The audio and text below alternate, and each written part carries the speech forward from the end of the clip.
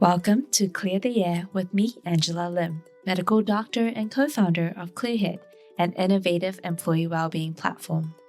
Clear the Air is a podcast covering those experiences in your life or questions you have that you feel too vulnerable to share with those around you, such as, why do I feel so lonely? And what can I do to feel happier? We get real and raw on these existential questions on mental health and well-being that's puzzled humans for millennia, sharing the science behind what you're experiencing and the answers behind those questions.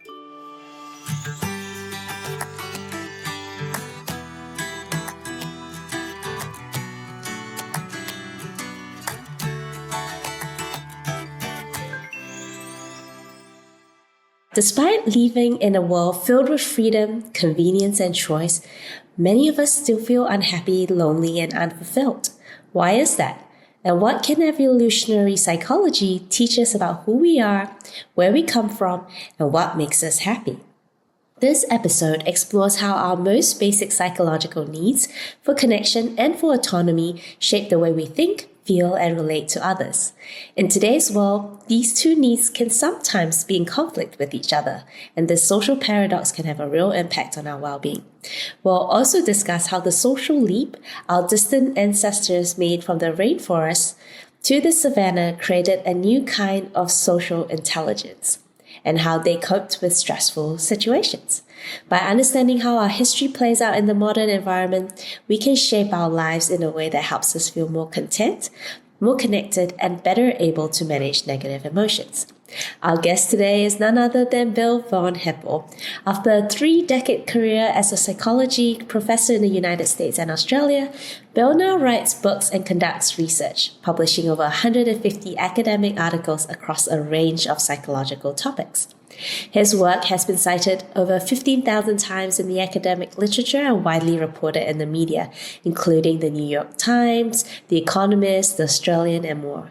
Bill has also been a guest on numerous podcasts, including The Joe Rogan Experience, Diary of a CEO, Modern Wisdom with Chris Williamson, and so much more.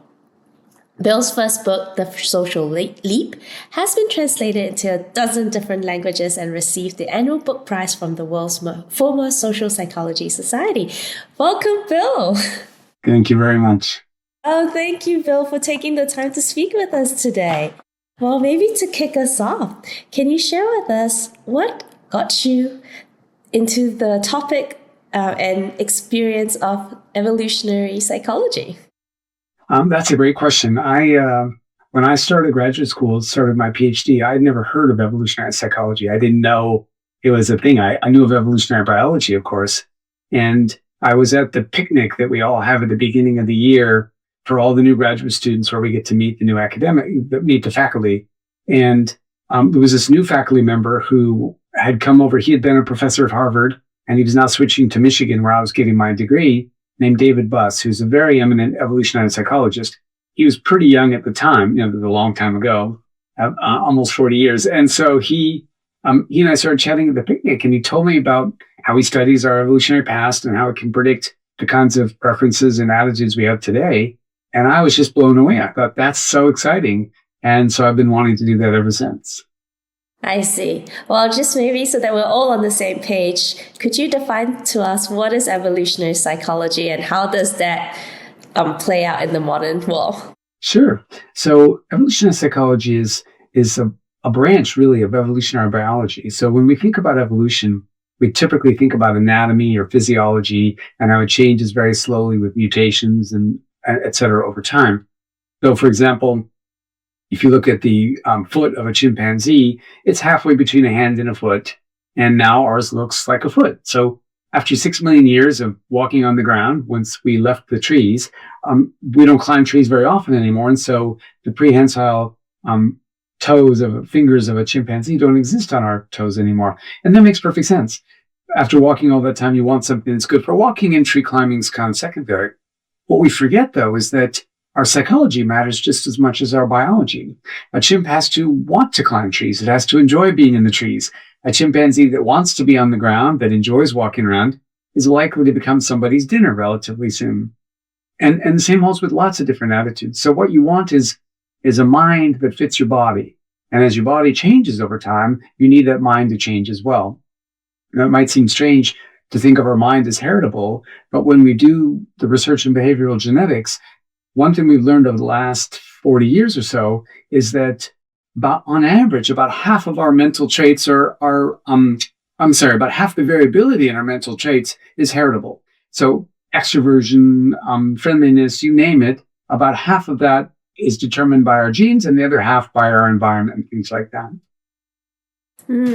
So when, as you said, that there's such a strong genetic component, does that mean that if someone often find themselves depressed, they can't do anything about it, or vice versa? If they're always happy, they struck the lottery gene. How much is this nature versus nurture debate play out in the context of evolutionary psychology? Yeah, that's a great question. So first of all, I would say that reproduction is the currency of evolution.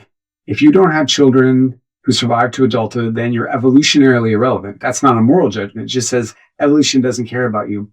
And so one of the strongest proclivities that we have evolved is a desire to have sex, because of course that's what ensures reproduction. Yet some humans decide never to have sex, and probably a lot of them fight that urge a lot. Maybe if you're a nun or a priest, you may struggle with that decision. You may fail, but many succeed. And so just because your genes push you and even push you really hard in one direction doesn't mean you have to succumb to that. My favorite data that show this point are when they divided people up by their polygenic score for obesity. And so polygenic scores are just a collection of all the genes that contribute to a particular trait. And when you do that, you can show that some people have a genetic proclivity to be thin all the way up to obese. And what you find is that people often weigh less than their genetic proclivity suggests they should, and they're way more likely to weigh less than they are to weigh more. So yes, there are some people with genes to be thin who are obese, but that's rare. What's not rare is people with genes to be obese who are thin. Now, I promise you, they struggle with it much more than somebody who won that genetic lottery and has genes for thinness, but they can achieve it nonetheless. And so your genes don't determine your outcome, but they certainly can create either barriers or opportunities for you. Yeah, and I actually have never heard the example you gave about sort of the genetic predisposition to want to have sex and actually seeing people who have chosen lives where they don't do that. So that's a really great example of how you can still shape your life despite the genetics. And you talked about, what will ensure our ability to thrive is that if our mind evolved alongside our physical body. Would you say that we have made that leap where the mind has evolved comparative to our bodies? Or is there still a gap that's causing us to, have a mismatch in how we exist in today's society? So that's a great question. And I would say both are true. Our mind has evolved and changed a lot from our chimpanzee cousins. And probably the biggest change is our need for connection. If you look at chimpanzees, they typically prefer to forage alone. They have friends, but they don't cooperate well. In fact, they cooperate very poorly. If you look at humans, we cooperate incredibly well. And that was one of the big pressures on us when we left the trees for the savannah, was that we needed to work together in order to survive in this environment with all these new predators. You can even see physical evidence for our cooperative nature in the whites of our eyes. Chimpanzees are very clever, and they can tell where each other are looking, but they disguise that information by having entirely brown eyes. We advertise the direction of our gaze. And what that tells you is that somewhere along the way, our ancestors benefited by other people in the group knowing what had caught their attention, meaning that if it was an opportunity, they could count on other members of the group to help them find it. And if it was a threat, they could count on other members of the group to help them contend with it. Well, chimpanzees aren't in that situation, and so they don't count on each other, and their eyes just reveal that preference. Now, in the modern world, though, things have changed a lot. And so we now live in a world where we don't actually need to connect anymore. I could literally never leave my house and make a good living and have my groceries delivered. I could do everything I would need to do in today's world that's so technologically sophisticated, but my psychology doesn't fit that world. If we'd evolved in a world like this, we might be like snow leopards, where we don't really care about each other. but we evolved in a world where we needed each other. And so now even though we physically don't, we still psychologically do. And that creates some interesting evolutionary mismatches. Is that when you talk about that evolutionary mismatch, do you consider it in the context of mental health conditions like anxiety, like depression? What is the real world outcome when there is this mismatch that we now have? Yeah, anxiety and depression are a great example. There's lots of forms of this mismatch. So let me give you two kinds of examples. The first example is what I would call miswanting. And so if you were on the savannah and you ran across fat, salt, or sugar, even if you're not hungry, you're going to eat that now because the chance of you seeing it again tomorrow are slim. And so better to overeat today, maybe even build up a little fat reserves for when times are lean tomorrow. And so our ancestors, because they were so rare, our ancestors evolved to want fat, salt, and sugar even when they weren't very hungry. Now, in our modern world, that creates a very unhealthy mismatch because now we want fat, salt, and sugar when they're plentiful. They're right there in our pantry. And so it's hard to stop ourselves from eating. And so rather than humans in industrialized societies don't suffer from starvation anymore, but they do suffer from all sorts of metabolic disorders that are a byproduct of obesity. The second kind of mismatch, though, is what I would call misfeeling. And that's where so let's take here as a for example. I remember I was at a biological field station. I'd been invited out to give a talk and spend the weekend with them.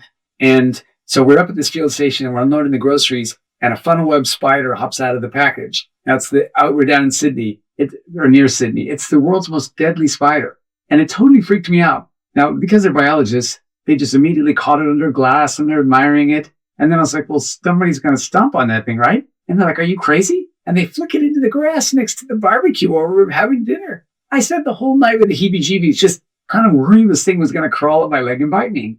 Now, no one's died of a funnel web spider bite since the 70s. But I'm afraid of it because it was a threat to our ancestors. Now we have antivenom and it's not really a threat anymore.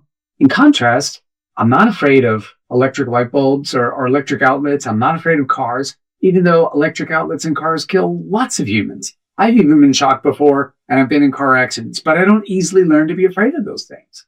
And so I fear things that can't hurt me anymore, like spiders, and I don't fear things that can easily hurt me because those things didn't exist in our evolutionary environment. And so the consequence is that there's all sorts of ways that we can feel the wrong things and want the wrong things. And one of the consequences is exactly as you say. We start to, if you spend too much time miswanting and misfeeling, you can end up suffering from depression or anxiety or phobias are a perfect example.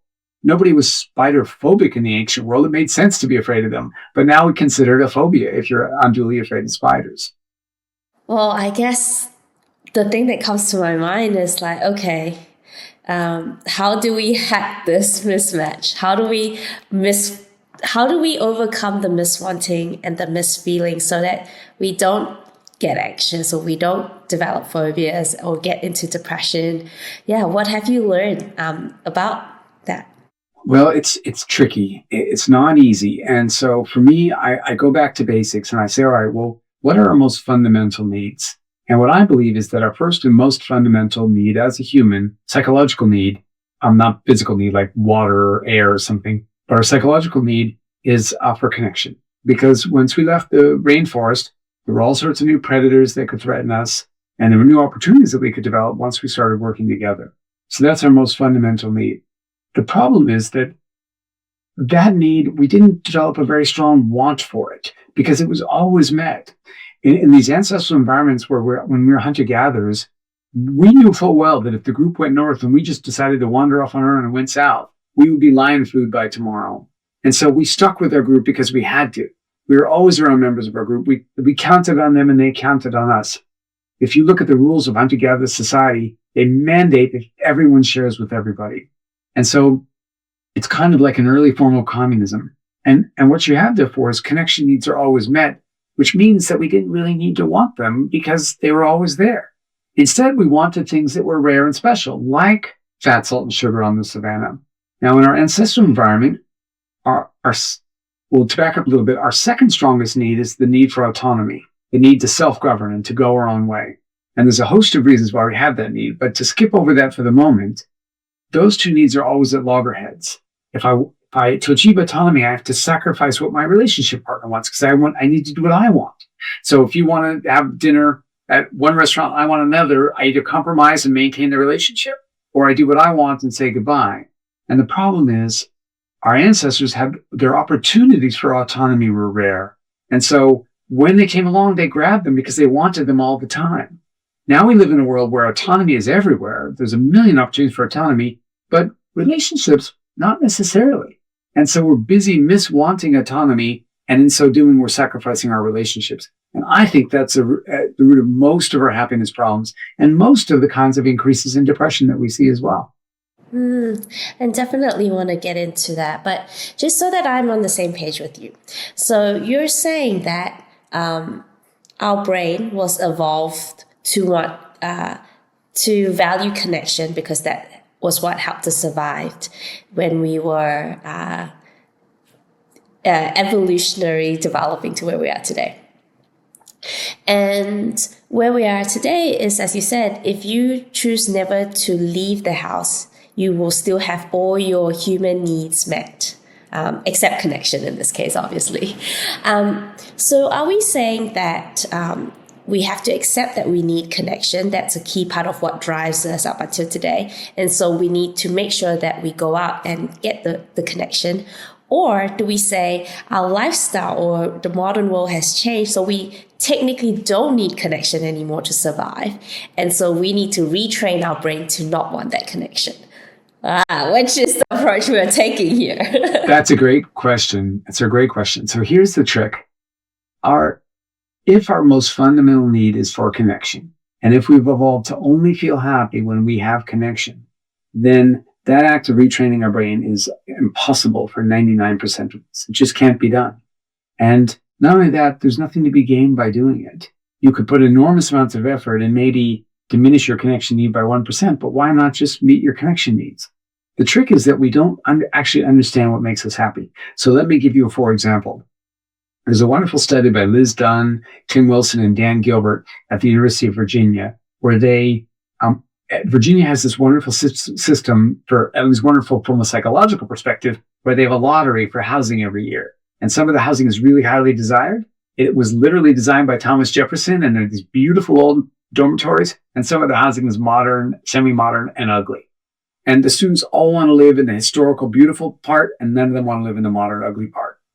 But that answer gets determined by lottery. So it's an experiment. So you can ask people in advance, which will you choose if you get a choice? And they always tell the beautiful ones. And then we say, how happy would you be if you get it? Well, people misestimate the impact of physical beauty, like the structural beauty, on their satisfaction. And they think, I'm going to have a great year if I get that dorm, and I'll have a terrible year if I get this dorm.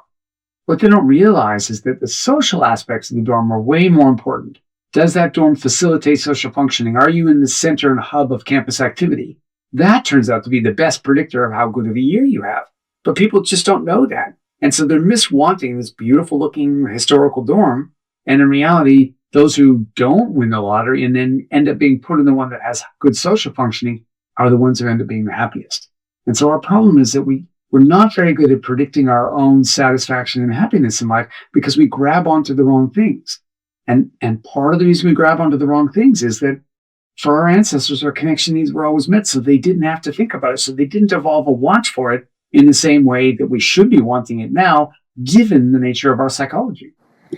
That's so interesting. Well, that clears the air for everyone. It is, if you want to put in the effort, it is easier for you to put in the effort of going out there to meet your connection needs than to try and retrain your brain to not want that connection. And obviously, if you don't meet that need, would you say loneliness is therefore the key, precursor before you get into, say, depression and stuff like that? Yes, I think that a sense of life dissatisfaction and a sense of loneliness are warning signs that your life is going in the wrong direction and you're doing the wrong thing. And so I talk about what I call sad success stories. These people who are really successful at work, who are often making a lot of money, who are widely admired for the work that they do, but that's all about autonomy, right? Finding their way in life. But they're not meeting their connection needs, and they kind of come home to an empty house, so to speak, or a house with a relationship that they're not properly maintaining. And so they're not on the same page. They don't really connect. And people like that just, they may be able to do it for a while, especially when you're young and you're working hard to achieve your dreams. But then you suddenly realize, why am I doing this? This is really kind of a sad and empty outcome. And what they don't understand usually at first is the reason it's sad and empty is not because there was success. It's because they've lost the connections that they've sacrificed along the way, often in order to achieve that success. Yeah. So it's really clear to me that connection was key for our ancestors to survive, because working together, especially when there are threats that are bigger and scarier than you, it's what we need to kind of, as you said, ultimately survive long enough to have the next offspring and continue the genetic transfer. But what was the evolutionary psychology behind autonomy? So you've mentioned it a few times now. So where's the basis behind that? And how would you define autonomy in this case? So for autonomy, what I mean is self-governance. Now, it is the case that this is a little bit of a contentious point in psychology. The two brilliant psychologists, DC and Ryan, in their self-determination theory, when they talk about autonomy, they talk about volitional control over your own decisions. That feeling like, well, I decided. And I disagree with them on this point. What they're doing makes sense in the context of their work, but it doesn't make sense in the context of mine, where I have an evolutionary lens on the problem. And so for them, if I feel like I made a choice, all right, I'll decide to do it, then I have autonomy. But what that gets you to is a logic whereby, let's say that you and I are partners and you want to go do something I don't want to do. Well, I'll say, all right, well, look, I value my relationship with Angela more than I value going to the gym. And so fine, I'll go to the cafe with her, even though I don't want to, and I really want to go to the gym. Well, now I sacrifice my autonomy in service of my relationships, and it doesn't make sense for me to sacrifice my autonomy autonomously. That's just, the logic isn't inherent there for me. What makes sense to me is that I evolved a sense of autonomy because it gains me something. And so it's not the volitional control over my decisions that matters. It's, well, why did I evolve it, and what does it gain me? And this is where DC and Ryan and I are just we're asking different questions. And so the question I'm asking is, well, all right, what does it gain me? Now, if I were a dung beetle, it would gain me nothing, because a male dung beetle has but one job in life, and that's to roll the biggest ball of poo it possibly can, and thereby attract females who want to lay their eggs in it, and therefore will mate with me. If I roll a big ball of poo, I'm a success. If I don't, I'm a failure. The thing is that being a person, thankfully, is very different from being a dung beetle. There's many, many ways I could be a success. And the reason my autonomy is so important is I have to decide what route to success is going to give me the best prospects. I have the best chance of achieving it. And I enjoy it enough intrinsically that I'm motivated to pursue and put in the hard work it takes. And so I might say, all right, well, I think I want to be the best hunter. But it turns out, well, lo and behold, somebody else is the better hunter, or I get really bored when I'm on long runs, or, whatever the case might be. And okay, all right, that's not working out for me. Maybe I should be the best arrow maker. And so then I pursue that route. It's my sense of autonomy or self-governance that causes me to choose that route and then to pursue it. And that's what's so important about being humans, is that we have so many routes to success. We need that sense of autonomy so we can pursue where the domains in which we believe we have the best prospects. Okay. I might need to dig a little bit deeper on this. So you mentioned that there's many routes to success, but in the context of evolutionary psychology, is success defined as I was able to kind of have the best chance to mate and pass on my genes, and therefore when you talk about the different routes to success, is the different ways in which I could be perceived as a viable mate to pass on my genes. Is that what you mean? Sort of. In the end, being a viable mate is all that matters. But there's a lot more to being a viable mate than being just attractive to the opposite sex. You also have to be able to draw other members of your own sex to your coalitions, because humans don't achieve things on their own. They achieve things in groups. And my safety depends on my group, my network of my group. Everyone goes to bed. Everyone can be killed while they're asleep. But if I've got a lot of people who like me and who care about me, then even if I'm fast asleep and you could easily hit me with a rock and do me in, you're going to think twice about doing it, because you're going to think, well, people are going to know I killed Bill and they like him, and so I don't want to do that. And so my autonomy leads me to become a competent member of my group, and that leads me to bring in more calories than I consume, either because I make the best arrows or I'm the best hunter. or I'm the best medicine person, whatever your domain might be, right? And so in the end, if I do all that and I don't mate, it didn't matter and I'm evolutionary irrelevant. But if I do all that, there's a good chance I'm going to attract a mate who's going to be faithful to me, who's going to, who we're going to have children with, and the group in general will look out for my children because they like me and they like my partner. And so, because even two people can't really raise children all on their own, we all depend on each other. And so my sense of autonomy and my developing competence puts me in a position to make me more valuable to everyone in my group. That makes sense. And so in that context, like being able to make the choice that will garner you the best way to build a community, in this context through your autonomy, is what will kind of help you achieve that success. So to me, in today's world, we often hear about the term FOMO, fear of missing out.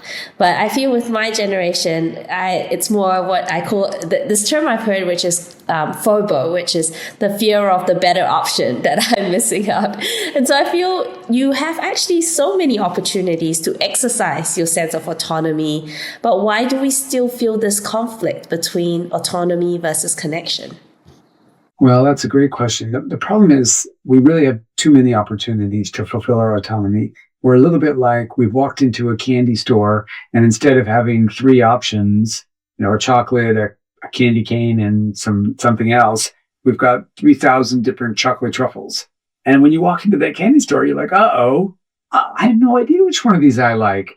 How can you possibly try them all? How can you distinguish between them all? And that's kind of what the modern world offers us with so many opportunities that we could pursue. It's both an opportunity, but it's also a threat because the chance of making a bad decision are high. And so it's fair enough to you fear that you have this FOBO, right? How many truffles can I eat before I decide my favorite one? Not very many. How many jobs can I pursue before I decide that's the best job for me? Not very many. How many, the list goes on. And so to choose one vacation, these are first world problems. To choose one vacation is to forego another vacation. You still get a vacation, and so you should be happy, but it's easy to think, oh, my friends went on a better vacation than I did. Now, our hunter-gatherer ancestors didn't have this problem because their world was so restricted. There were few forms of entertainment. They weren't rich. They didn't have much more food than they barely had the food that they needed to survive. And so for them, it just wasn't a concern. The second side of that is that they also were likely to be able to be one of the best in their group at something. Well, it's just not possible to be one of the best at anything anymore because my group is not just my immediate circle of friends, but it's when I get on Instagram and see somebody who's solving Rubik's Cubes while they juggle them. I'm like, I can't solve it when it's in my hand. And so there's always somebody who's way better than you are at everything. And all of these factors come together to cause us to spend an inordinate amount of time looking at others and feeling bad about where that leaves us. And that's because we don't feel like we've been able to exercise autonomy in its most effective sense, right? Because it felt like we were, in some ways, the choices we've made were made outside of us because we were so overwhelmed by the choices or we're so overwhelmed by the competition. Is that how you think about not meeting the needs of autonomy? That's a big part of it, is that we made a mistake somewhere along the way. And that mistake could be, I shouldn't have pursued basketball. I should have been a baseball player. And that mistake could be, I should have spent more time in the gym practicing my rebounds and less time. There's so many variables here that our ancestors just didn't worry about because their position was secure in their group so long as they were above average in something, so long as they were near the top in something. Their groups had 30 to 50 people in them typically. It's easy, and that's across all the age groups. It's super easy to be a standout and to be important in something if you've only got 30 to 50 people in your life. If you've got 8 billion, it's pretty difficult to be the best at anything. In fact, it's impossible. So we talked obviously in the context of connection that then we should, rather than fight it, we should make the time to go and make those connections. What about in the context of autonomy, in the context of the environment you've just described on what's the best way to help us feel fulfilled and not, question our choices or feel regret? That's super duper tricky. Now, the bad news about regret is that it works in two different ways.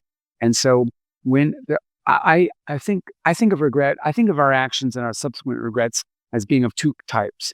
You can call them sins of commission, when you did something that you shouldn't have done, or sins of omission, when you failed to do something you should have done.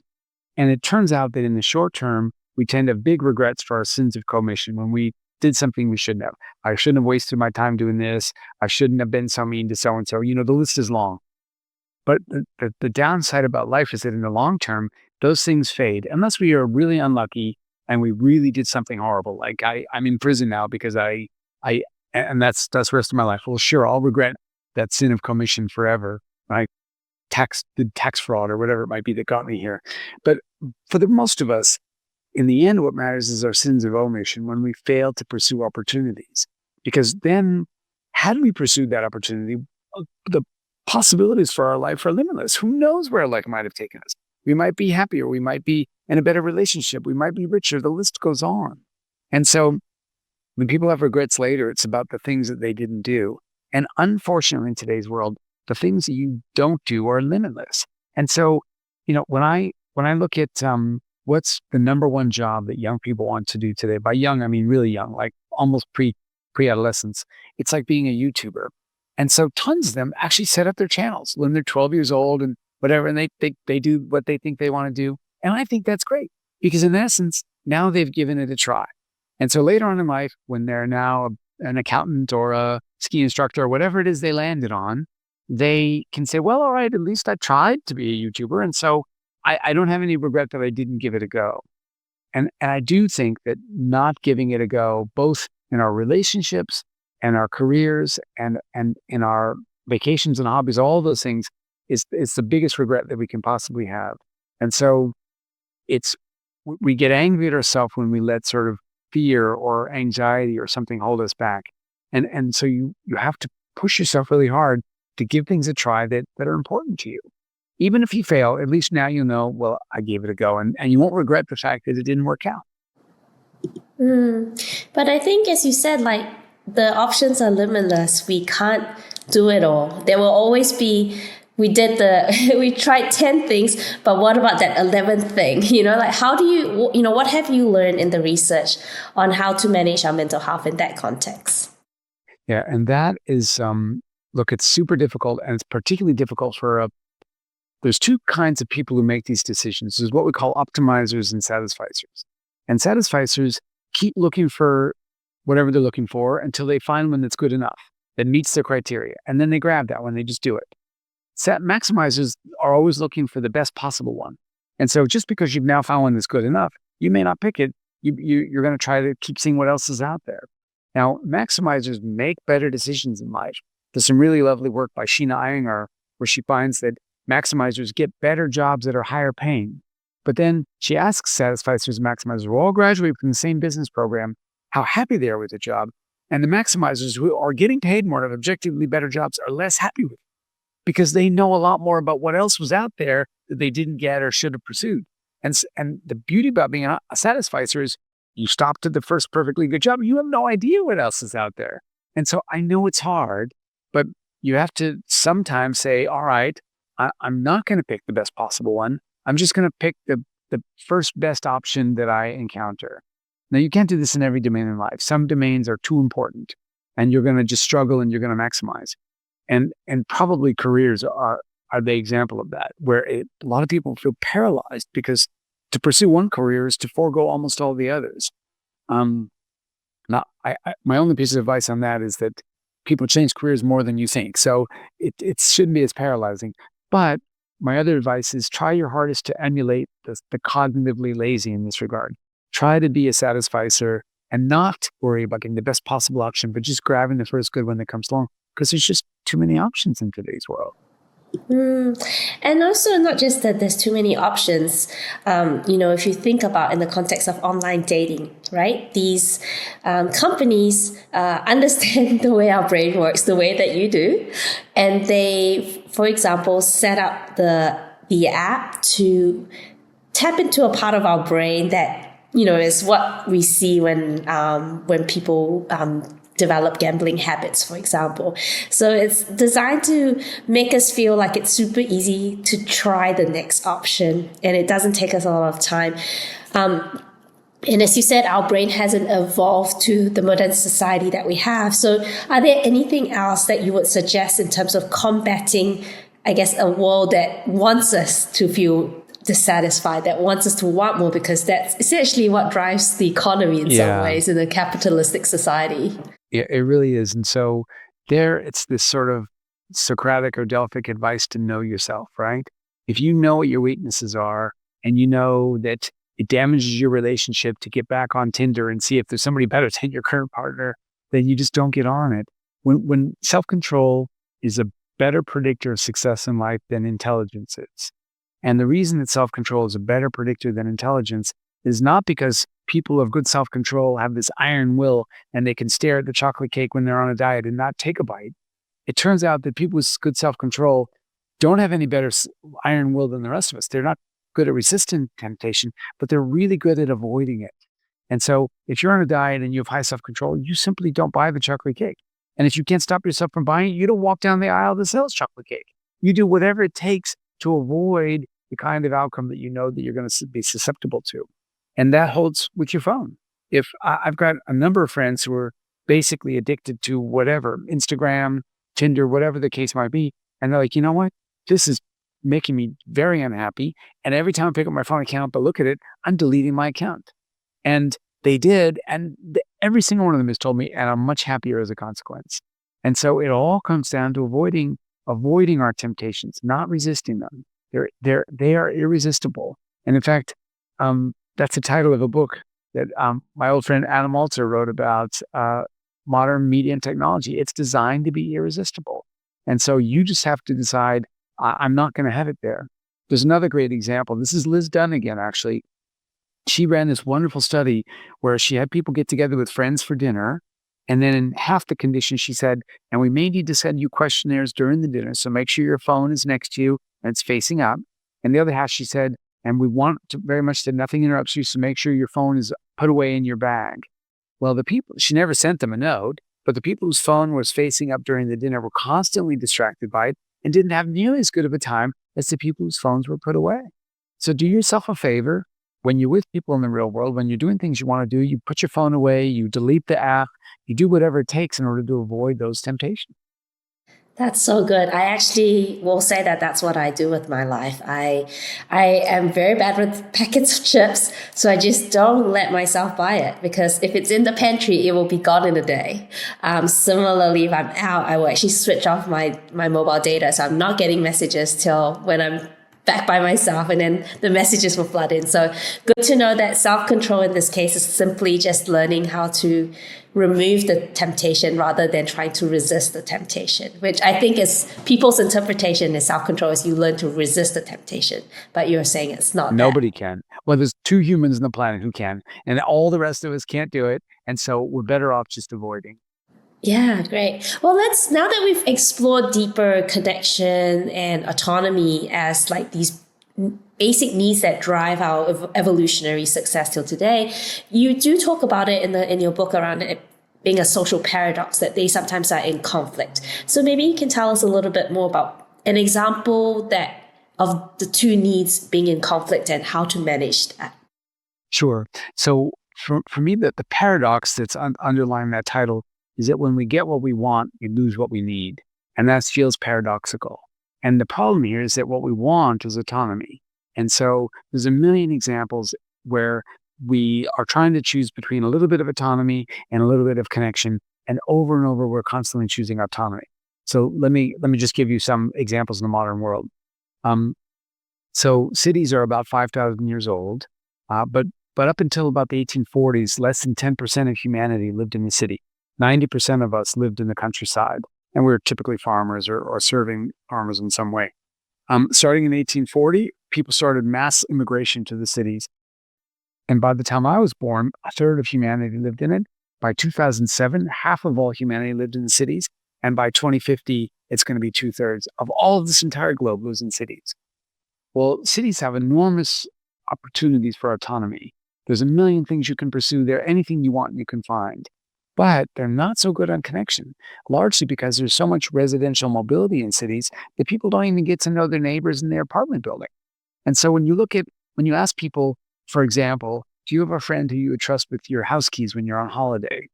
If you live in a city, you're less likely to say yes than if you live in a country, even though your nearest neighbor in the country could be a mile down the road. But that that person, you like them and you trust them. And so people in the country are actually happier than people in the city, despite the fact that there's fewer opportunities around, despite the fact that there's fewer people they can be friends with. The Tinder of friendship world, there's like 10 humans that live near you in the country, and yet people find ways to be good friends with them, even though now there's a million in the city and people struggle to be good friends with them. And that's where autonomy and connection are going at loggerheads with each other. We see the same thing with marriage. All over the wealthy world, marriage rates are declining. And I don't mean just the actual ceremony of getting married. I also include couples who are cohabiting.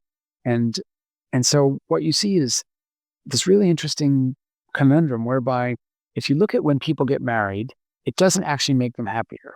So they get happier for a little while on average, and then they go back to where they were before on average. So marriage doesn't make you happier. Yet, married people are way happier than unmarried people. So how could it be the case that marriage doesn't make you happier, but married people are happier than unmarried people? And we don't know, but what I believe the answer is that people who get married are just weighting connection more heavily than people who don't. And so it's just one example in their life of the ways that they weight connection more heavily. They're willing to make the compromises. They're willing to sacrifice their autonomy in order to form this tight bond. And they probably do that with all sorts of friends in the world. Whereas people who don't get married, they're not as willing to make those sacrifices. And as a consequence, it's not that they're not being married is hurting them. It's the fact that they're probably not doing that with everybody else as well.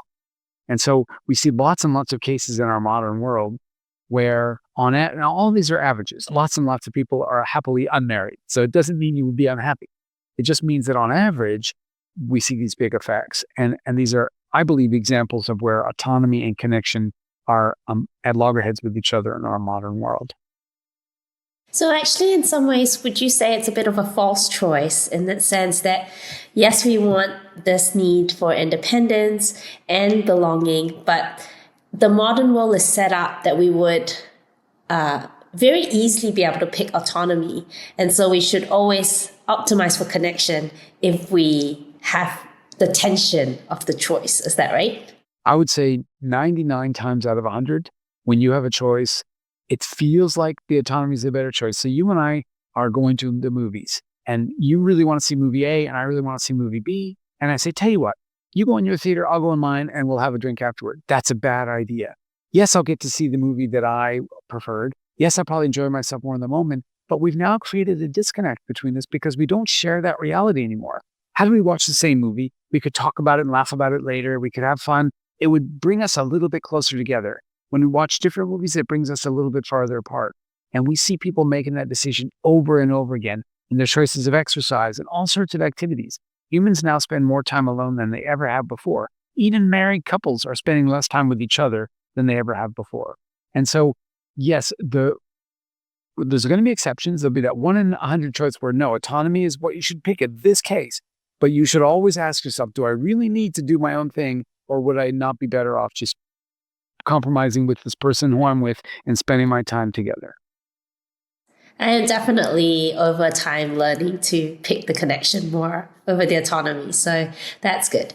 I'm curious to hear if you've learned through the research how autonomy and connection plays out in the workplace. Because you often hear that employees really value autonomy, for example. Yeah, so look, autonomy makes you enjoy the work that you're doing more because it gives you control over what you're doing.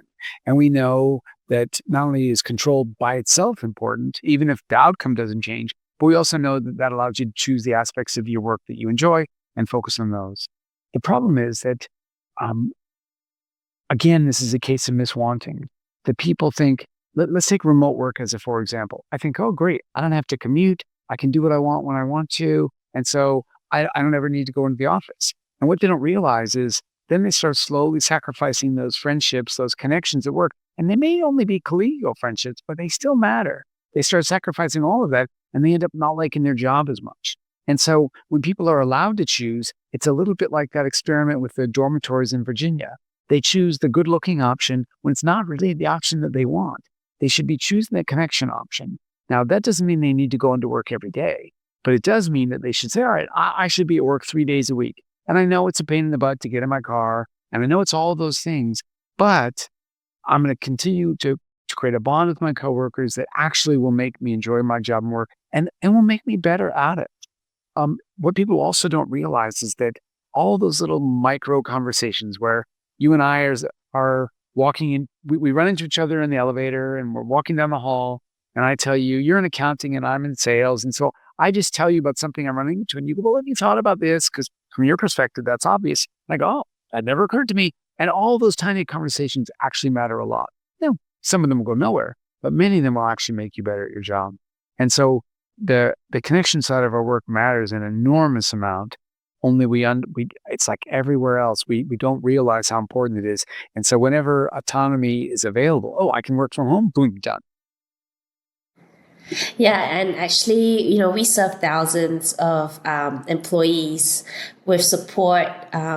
And that is definitely one of the top 3 issues that we've seen as an emerging trend. I think just post-COVID, remote work and the benefits of remote work trumped in terms of like the benefits, but we've really started to see over time that decay and everything that you've said in terms of people's loss of job satisfaction, people's sense of loneliness. We're seeing it very clearly in the data. And so it sounds like you and I will be not team 100% remote, but at least team hybrid. Is that right? That's right.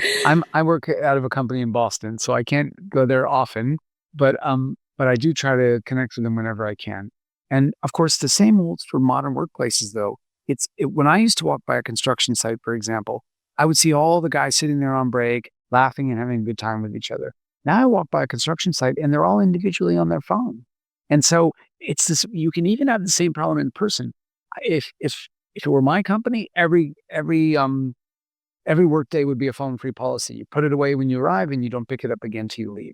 Because you're at work now, and either you should be working or you should be connecting with other people at work.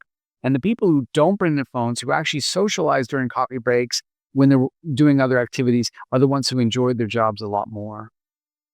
Wow, that's so interesting because obviously we're seeing some schools do that, right? They're saying to the students, you got to put the phone away, you'll pick it back up at the end of school. But would you kind of say that in the context of we're not very good at picking what we need, that would make us happy, is this something that maybe we should legislate, for example? Because, yeah, how do you think about that? That's a great question. And it's the reason for legislating. Usually I'm against top-down mandates, but the reasons for legislation are very strong here. And that's because, let's say I decide, boy, my phone's killing my work life. I'm not going to bring it. Well, if everybody else does, I just sit there staring at the wall while everybody else is watching cat videos, right? And so you actually need policy level decision, or you end up being stuck in these kind of unfortunate equilibrium that's a negative one. But in the circumstance you're in, the best you can do is do what everybody else is doing. There's many, many circumstances like that, where if everybody else is doing X, even if X is bad, you're better off doing it than not. And so in this case, I would think either legislative rules, which are happening all over the world now with regard to children at schools, but also company policy, which are happening in some companies and not in others, about phone-free existence. I'm curious to hear your thoughts around it, because obviously a lot of this, as you said, has a genetic component. Are there, for example, certain types of people that are more likely to value autonomy over connection? So, for example, when we think about it in the context of introverts versus extroverts, introverts do value connection. They just need a fewer amount of connection, for example, to feel sufficiently satisfied. Are there people out there that will, I guess, prefer autonomy over connection, and that's the right thing for them, for example, to be the super independent person that doesn't need anyone, even if they have a village out there that could support them? Yes, there is huge and important variability in how much we need autonomy and connection and where that balance should lie. And so for example, on average, just averages, men have higher autonomy needs and women have higher connection needs. And there's good evolutionary reason for that. We could talk about it if you like. But setting that aside, also on average, some people just happen to they have a collection of genes that makes autonomy super important to them. In the United States, we talk about libertarians, people who put autonomy above all else, but they think, well, everybody should be empowered to be able to make their own decisions. That's more important than anything else. Well, if you live in a culture that all depends on each other and it's very collectivist, that's a bizarre statement to make, that everybody should be able to make their own decisions. No, your roles and responsibilities are paramount. But of course, we live in a world now where that's possible. And so if you feel that way and you feel that way strongly, then you actually are better off weighting autonomy more heavily than connection because, or at least maybe weighting them equally, because it actually matters more to you. Now, with all that said, when I went through there's a wonderful publicly available data set called the General Social Survey in the United States. And there's another version called the World Value Survey that's from countries all over the world. And when you go through the data in those sources, you find that on average, even people who weight autonomy really heavily, their decisions still show that they're weighting them about equal. And the people who are heavy connection people are more like 90-10. So connection is clearly super important for all but a very, very small handful of us. That makes sense. So we've talked, obviously, there are a few practical things that we can do. One, which is that to always weigh the connection piece more importantly than the autonomy piece, and make the compromise so that you can build the memories and build the relationship. We talked about self-control in this case is about avoiding the distraction so that you don't feel your autonomy is being tested. What are the practical, everyday things people can take to feel more happy, more content, and less likely to fall into the traps of a mind that hasn't quite evolved to the modern society? Well, the advice I try to give people is, and I try to take myself as well, is be realistic. It's again, know yourself, and then say, all right, well, what can I do to increase my connections, but also do it in the kind of busy world that we live in now that has so many opportunities and distractions. We're just not going to return to the life of our ancestors. And in fact, when I read stories about people who decide to prioritize connection and really put a lot of effort into it, they often give up after a while because it's so hard. And so then that becomes, okay, can we make it easy? And in my mind, the best way to make it easy is to say, all right, what are all the things that you enjoy doing and you do alone? And you're not alone because you want to be alone. That's separate. Like you might want to meditate alone, but you enjoy doing and you do them alone just because you enjoy doing them, and that's the easy way to do it. And so in my case, for example, I enjoy doing the New York Times crossword puzzle. And on Monday and Tuesday, it's relatively easy, but it gets harder across the week. And so by the weekend, it's actually quite difficult. Well, when COVID hit, and all of us were spending a lot more time locked down, I remember contacting my sister, who I know also likes to do the crossword, or maybe she contacted me. I got to admit, I can't remember.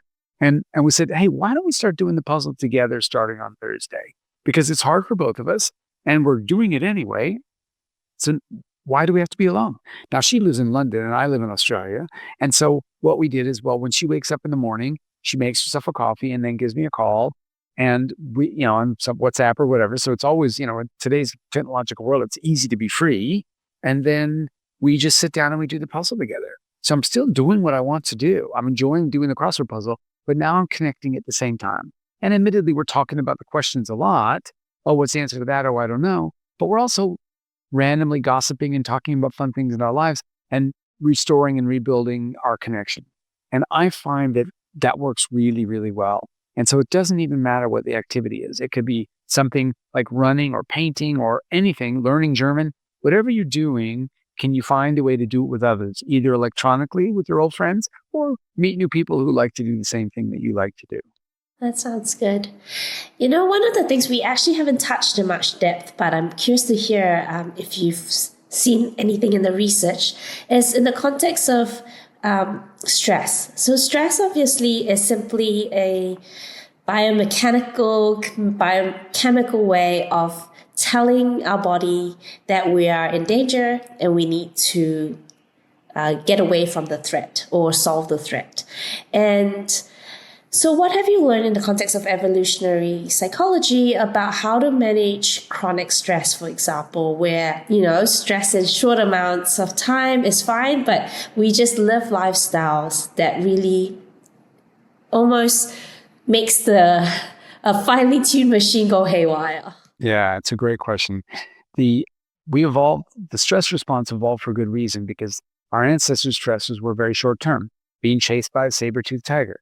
That means just run away as fast as you can. And so it makes sense that your immune system would dampen, that your digestive system would slow down because you're devoting all your resources to your legs or to your arms to thwack the thing. And then when you get up in the tree, if you get a little bit of a sniffles because you know, dampen your immune system, well, at least you're alive in the tree, right? But if that happens every day, well, then you get sick and you get worn down and all sorts of bad things happen. So it's super hard to deal with that because some of us lead lives that are just stressful, no matter who you are. You look at that and go, that's difficult to deal with. But it's also the case that a lot of the stressors that we face are also a product of the framing. And so Lazarus and Folkman originally talked about this idea that you can think of things in terms of a threat or a challenge. And so the threat means, oh, I'm going to be overwhelmed. My resources are insufficient to deal with the problem at hand, either because I don't know what to do or I don't have the time or whatever. But a challenge is, oh, I might be able to solve this problem. It's going to be fun, maybe. It's going to be difficult, definitely. But if I bring all my resources to bear, I'm going to be able to make progress and maybe even succeed. And what we see time and again is that it's the threats that kill you and not the challenges. Not just physically kill you, but also kill you psychologically. So, for example, I work now at Whoop, which is a biometric capture company where we measure sleep and exercise and things. And we just finished a project where with over 10,000 people, we found that when you're facing a challenge the next day, something that you regard as a challenge, your sleep is actually better than when you're not facing any challenge. Your heart rate drops by half a beat per minute. And that's evidence of greater parasympathetic dominance, that you're in a restful state. But when you're facing a threat the next day, your heart rate actually rises about a half a beat a minute during the course of the night while you're asleep, meaning that your sleep is not as restful, you're not as prepared for it. And so, yes, we can't always just define threats as challenges, but you can try to look at the way, well, that feels threatening, but there are components of challenge here that I will be able to deal with and, break the problem into its components. Which parts of those will I be able to succeed at? And what can I do about the parts where I won't? That sounds good. Is there anything else that you feel that you've learned in your time in the evolutionary psychology space that we would really benefit to live happier lives? Well, the one thing that surprises me time and time again when I look at the data is that there's nothing in life that makes you happier than being with people who you care for and who care for you. And so in the bottom line, that's the goal of life, is to create a community of people that you care for, who care for you. And if you do that, everything else will fall into place. That makes so much sense.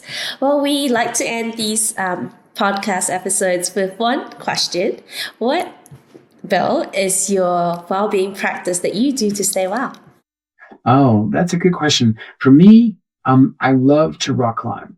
And so it's both good for me physically, it's good to get exercise, and it's good for me mentally, because when you get exercise, it improves your mood and it sets aside your work.